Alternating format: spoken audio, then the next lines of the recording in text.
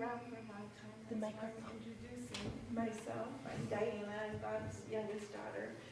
I have a couple letters here from my cousins, Linda and Larry, that spent an awful lot of time with my mom and dad. And they had some thoughts that they wanted shared. And I'll be speaking as if my cousin Linda is speaking. She said, my Uncle Bob was a wonderful family man. He didn't have great monetary wealth, but he gave his family a wealth of life lessons and memories.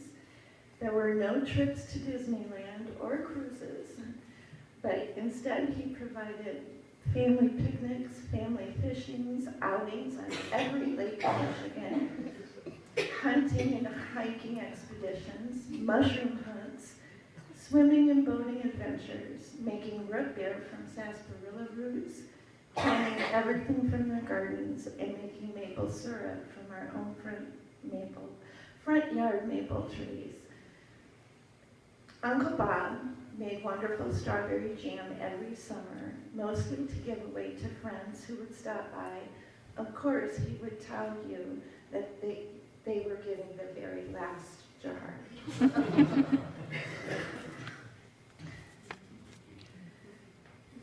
My uncle bought me a brownie box cleaner when I was around 9 or 10 years old for my birthday, the best gift I ever got. From that one gift, I got the picture-taking bug, and thank goodness have thousands of photo memories from the past to share with generations to come.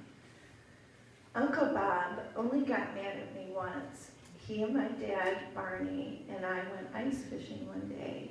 We lugged so much gear with us that walked about a half mile out onto Muskegon Lake, set up a tent, started chalking the holes in the ice to fish through. Linda was only about 8 years old then and was too embarrassed to tell these two men that she really had to go to the bathroom. She held it as long as she could, but that cold air just made it worse. And yes, 10 minutes into fishing, it happened. She wet herself. Of course, they had to pack up everything right then and hike back to the car and go home. His temper wasn't all that bad. He just said, why didn't you tell us you had to go? She says that she thinks she only got mad at him once too.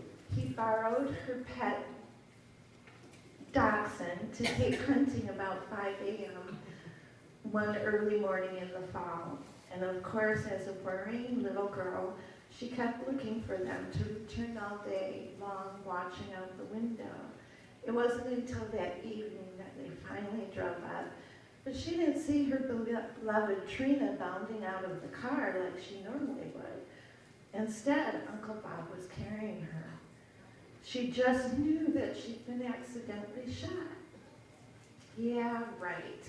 Uncle Bob had just hiked her short little legs into the woods for so long she couldn't walk anymore.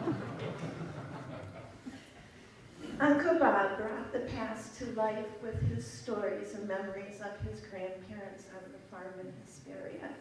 And thank goodness for his good memory. He also had stories of my dad during the war in England and Africa that she would not have known since her dad didn't share his past much.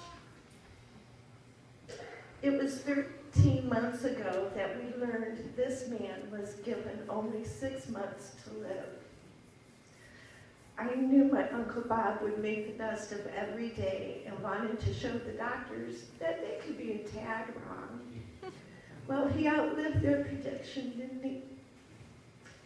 He loved life, and I think he not only stayed around to make sure the autos were in good shape, the freezer was filled with food,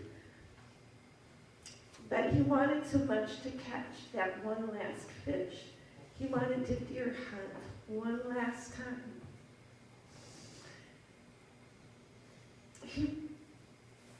He wanted to soak in the fall colors one last time. He wanted that one last Thanksgiving meal. And he wanted Christmas to be special this one last time. couple of calls to his friends and family, which he got. And she says, "We love and miss you, Uncle Bob." This other one is from Larry, Linda's husband. Bob Markley was without a doubt the most genuine person I have ever met. I have known him for 46 years, spent hundreds of hours hunting and fishing with him, and never once heard him say a bad thing about anyone ever. That tells you about a person. He said that he learned all he knows about fishing and hunting and a great deal of life from him. And he will truly miss him and can say that his life was enriched by being his friend. Bob took a lot of quarters from folks by catching the first fish. But I am proud to say I have the last quarter he lost to me on our last fishing trip together. Now you all understand why that card is up there. Here's hoping you are in a boat with your brother Barney and catching fish where there is no limit.